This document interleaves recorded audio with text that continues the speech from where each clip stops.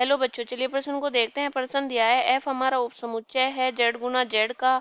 तो F A B और ए plus B पर ऐसे परिभाषित है कि ए बी हमारा संबंध रखता है जेड से। जेड हमारे यहाँ पर क्या है? पूर्णांक है।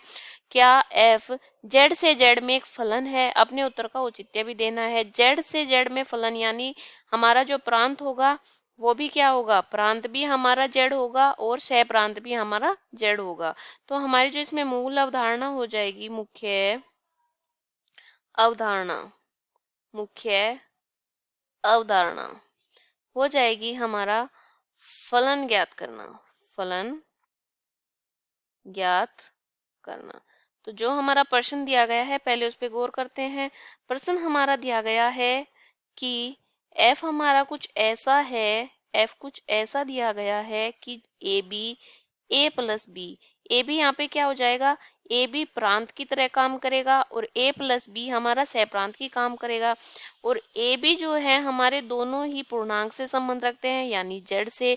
और हमारा जो प्रांत और सह प्रांत है यानी दोनों ही हमारे क्या है? दोनों ही हमारे पूर्णांक है। जेड को हम पूर्णांक से दिखाते हैं तो ये हमारे क्या है बच्चों? ये हमारे पूर्णांक है। अब जो हमारे प्रांत और सह प्रांत है उनको हम कैसे लिखेंगे? जैसे A B A plus B पूर्णांक क्या होते हैं? 0 1 2 3 ऐसे बढ़ते चले जाएंगे। 0 1 2 3 बढ़ते चले जाएंगे। पूर्णांक हमारे माइनस के भी हो सकते हैं और प्लस के भी हो सकते हैं। ठीक है बच्चों। चलिए, प्रांत हमारे, सह प्रांत हमारे ये हो गए। चलिए, अब हमें दिया गया है कि जो हमारा ए बी है, ए बी एफ हमारा ए बी कैसा बनेगा? ए प्लस बी बनेगा। यदि यदि ए बराबर 0 ले ले और बी बराबर भी 0 ले ले तो एफ 0 क्या हो जाएगा? 0 जमा 0 क्या बन जाएगा? 0 बन जाएगा। यानी हमारा जो युग्म बनेगा वो कैसा बनेगा? 0 0 का युग्म बनेगा।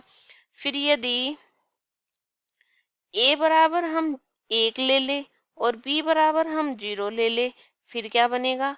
ये हो जाएगा 0 और हमारा जो ए जमा बी हो जाएगा, ए जमा बी हो जाएगा, वो हो जाएगा हमारा 1। ऐसे ही अगर हम एफ ए बी बराबर ए जमा बी हमारा ऐसे परिभाषित है। यदि हम ए बराबर 2 ले ले और बी बराबर क्या ले ले? 1 ले ले तो ये क्या हो जाएगा? F2 बराबर 2 जमा 1 यानी 3 हो जाएगा। अगर हम ए अपना 2 ले ले, बी अपना 0 ले ले तो F0 हमारा क्या बन जाएगा? 2 जमा 0 यानी 2 बन जाएगा। तो हम यहाँ से क्या क्या युग्म बन जा रहे हैं हमारे? यहाँ से बन जाता है हमारा युग्म 2 3 का, यहाँ से बन जाता है हमारा युग्म 0 2 का, और पीछे से बन जाता है हमारा युग्म ये 0 0 का बन गया और ये बन गया 0 1 का। तो हमने अभी तक जो युग्म निकाले, हमारे जो युग्म निकले हैं वो निकले हैं 0 0 0 1 2 3 0 2 और ऐसे युग्म हमारे निकलते चले जाएंगे। क्यों? क्योंकि पूर्णांक तो अनंत तक होता है तो हमारे अनंत युग्म बनेंगे। तो हमने जो हमें पता होता है कि फलन इस प्रकार होता है, फलन इस प्रकार होता है, फलन वह होता है प्रांत के एक अवयव का, प्रांत के एक अवयव का सह प्रांत में, सह प्रांत में केवल एक प्रतिबिंब, एक प्रतिबिंब होना चाहिए। और हमने देखा कि हमारे पास युग्म कैसे बन रहे हैं? हमारे पास बन रहे हैं 0 0 0 1 0 2 2 3, मतलब ऐसे बहुत सारे अनंत प्रतिबिंब हमारे पास बन रहे हैं।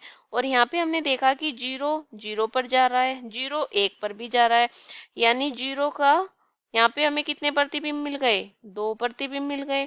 तो इसका मतलब ये क्या हुआ? ये फलन का रूप नहीं हुआ। तो हम कह सकते हैं कि एफ ए बी और एफ जमा ए बी जो ऐसे है कि एफ ए बी हमारा अवयव है और ए प्लस बी हमारा सह प्रांत है, और ऐसा है कि ए बी दोनों जेड से संबंध रखते हैं, तो यह एक फलन नहीं है। यह एक फलन नहीं है।